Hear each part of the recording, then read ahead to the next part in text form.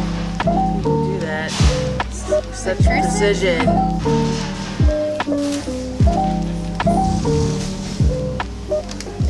Howdy.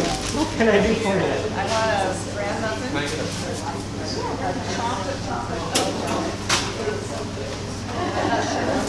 Sure, I'll follow you down.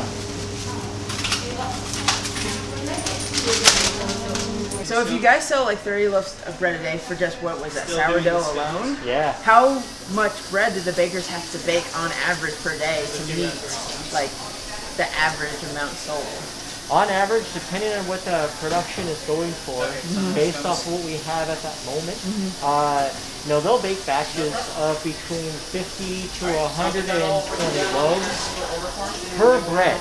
Per bread. Per bread. And then we have cinnamon apple, cardamom orange, cinnamon raisin. That was sourdough that you saw earlier. We'll probably bake around 115, 120 loaves of the Poulsbo bread that you just saw going out. Main sellers currently is the Viking Cup, and it is a brown sugar cinnamon roll baked in a special pan that has a bit of an indentation inside of it that leaves a little cup shape for room for a dollop of cream cheese frosting.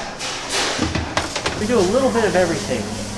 So we got the bread, donuts, cinnamon rolls. We have some Danish pastry, like the butterhorns here. And we have dinner rolls, cakes, cupcakes, pies, brownies. You name it, we do a little bit of everything. So do you want to explain to me then what specifically your job role in this whole working deal for the business, what your specific job role is?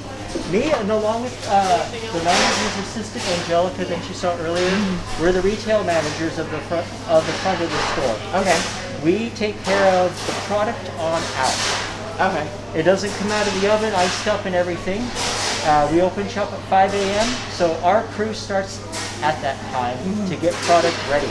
So we take all the donuts, pan them up, all the Danish and the Bundo cinnamon roll items, glaze them, cream cheese them, display them, and put them out into the store.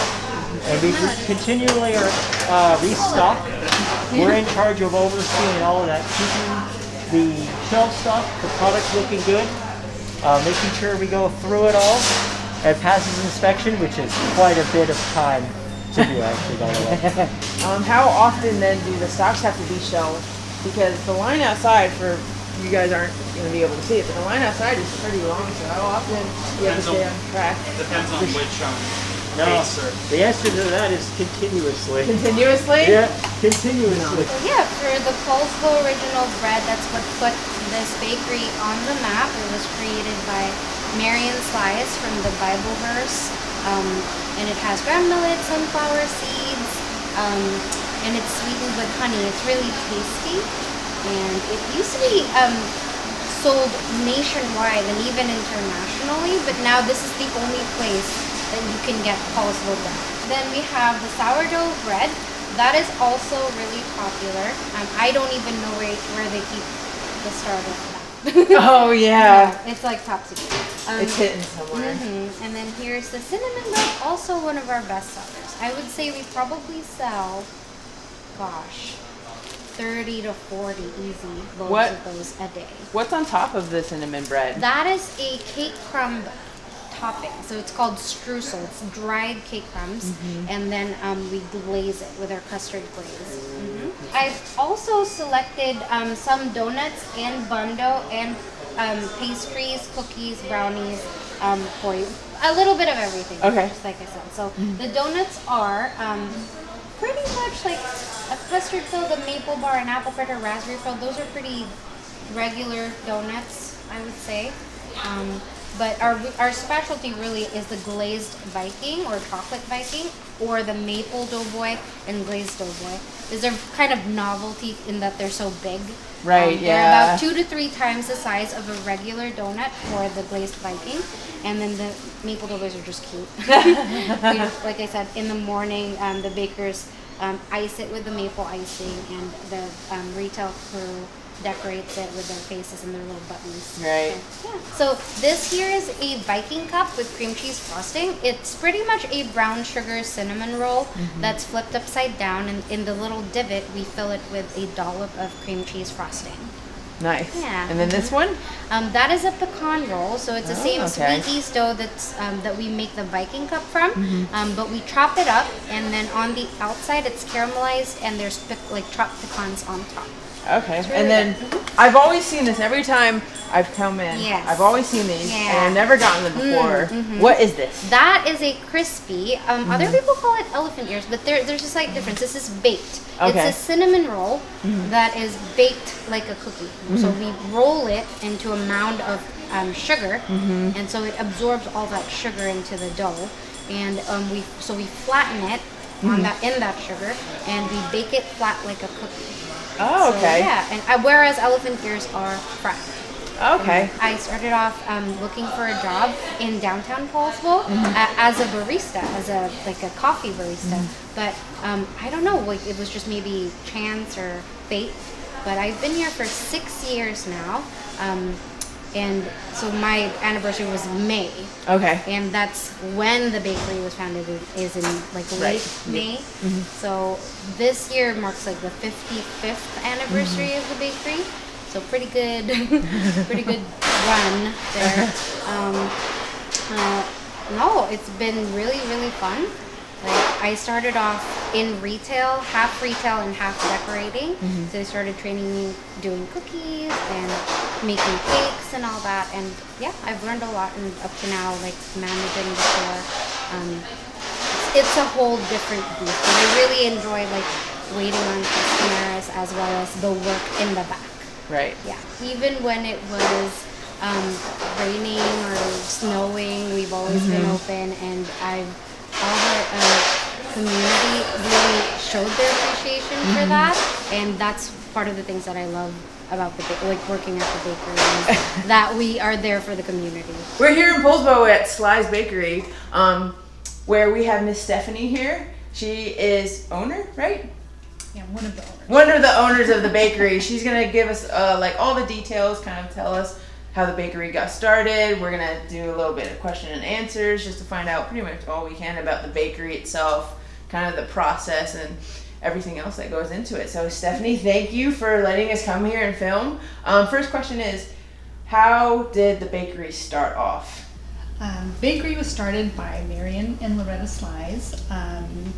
They have 6 children, and they were living in Bellingham, and they came down to Poulsbo, and they had heard that there was a bakery for sale, and the owner, her name was Babe, had talked to Marion on different occasions about, the bakery, and her trying to sell it. She had sold it 3 times, and each time it didn't work out, and somebody gave it back to her. And then she met Marion, and they talked. She really liked his work ethic and his thought process on running the business. And so she said, okay, I'm willing to sell it to you. So they sold it to Marion and Loretta, and they came down and worked hard at building what they have today. And then their son, Dan, their youngest, also worked in the bakery at the time, and he still works here. And he is the one that is running it now. Okay. So how did you end up then being a part of the bakery yourself? I met Dan, and eventually we got married. So I married into it. So I'm not one of the originals. And, I have a little bit of history here, but not as much as everybody else. Yeah. In total, how many years have this bakery, at least under this family, has been a part of them? So Marion and Loretta bought the bakery in 1966, so this is our 55th year. We celebrated that on May 30th. May 30th? Okay, that's pretty cool. What kind of bakery is it? What goods are mostly made? Like, is it specific or is it very broad? It is a full line bakery, so we carry everything from breads, rolls, cookies, Danish donuts, and then we have some specialty items, which are Scandinavian, Nordic heritage. So we have like lefse, we make kransekake. At Christmas time we make the julekake and stollen, and then we have pepperkaker and rosettes and bodyman. So why specifically then, if it's a full line bakery, do you guys make like Scandinavian specific stuff? Because of Poulsbo's heritage. Okay. So Poulsbo is founded by mostly Norwegians. I mean, we do have little areas where the Scandinavians and Swedish lived. We had some Finnish, but it's mainly the Norwegian. Okay. Can you kind of run through what the normal day of operation is for the bakery from start to finish? Because I know in all the emails we were communicating, you said like the bakers come in at midnight, which is super early. Yes. You know, and then talking to Angelica, she said, "Oh, I do normally get down around like 6 o'clock or something." So the bakery sounds like it's almost open like all day. Well, not open, but like there's someone here almost 24 hours. 24 hours. Yes. So during the holidays, our first person that comes in will start anywhere between 11:30 and 12 o'clock. But on a regular day, it's usually about 11:45 to 12. And then they'll get the day rolling, they'll figure out what needs to be made, what donuts need to get going, and they'll start the donut dough, and then we'll have somebody else come in. By the time that dough is ready for them to start rolling out and cutting, then we'll have two people get going on cutting donuts and then mixing the bun dough as well. And so when they're all done with getting the donuts cut, well, usually we have a fryer that's starting to work on frying the donuts while they're still cutting, and then they're trying to keep up with that. So the fryer will fry the donuts and then also ice them and get them ready out for the front. We usually try to have all the donuts done and out front by 4:30 in the morning when we open.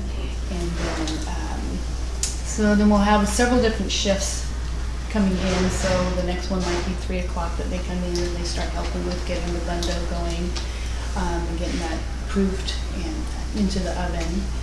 And then after that, after they get all the product that they need to make for the day, then they start working on stuff that stocking of pies and getting the cakes baked and stuff like that. And then they do everything, production does everything up until the oven. And then once it hits the oven and it comes out, retail takes care of everything from there. So whether it's icing the cakes, decorating cookies, glazing product, or slicing bread and everything like that ready for the store. I actually have a story now that you mentioned the donuts are out by 4:30.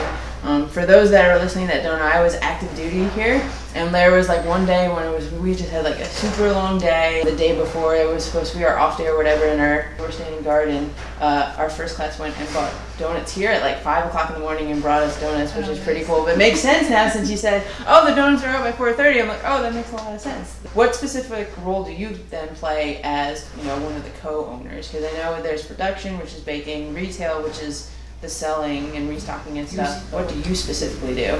I try to coordinate between production and retail as far as the product that needs to be made on certain times of the year. I'll get that schedule lined out for them. I try to coordinate with retail, like the number of staff that they're going to be needing, depending on what production is putting out. So I kind of facilitate between the two of those, letting them know if any big events or orders and things are coming up. And then aside from that, then I do all the HR stuff, any of our social media or website stuff, answering emails. What did the bakery do in that year and a half where everything was shut down, people couldn't buy food?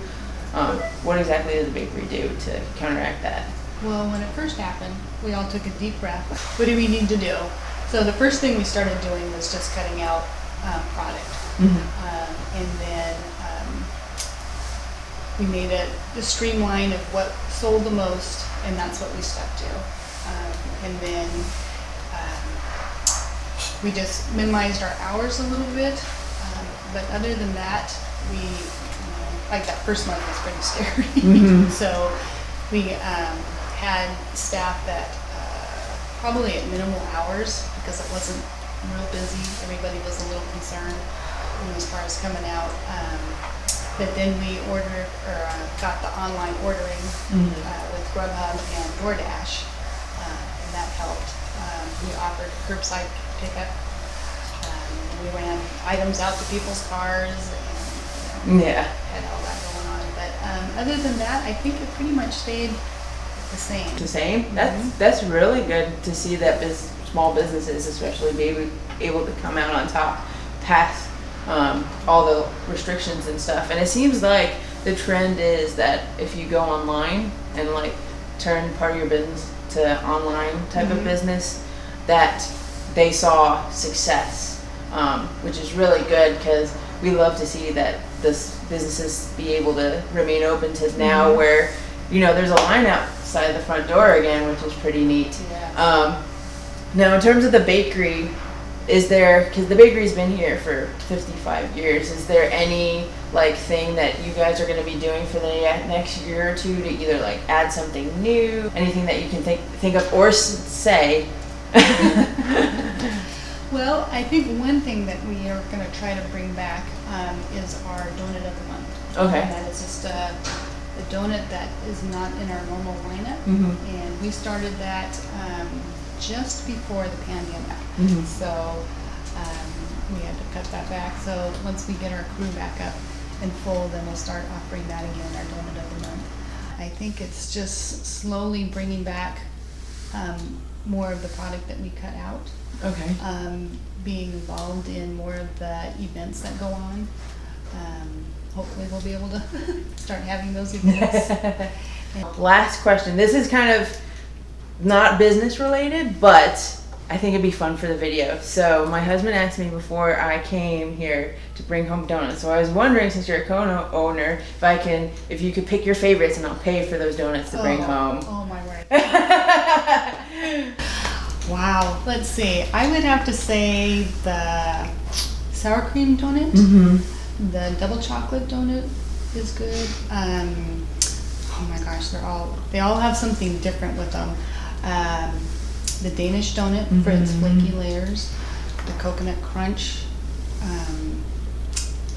Maybe we can get Angelica to help us out too, since she's here. She would be good. Out of all the product that you have, which one is your favorite? All-time favorite?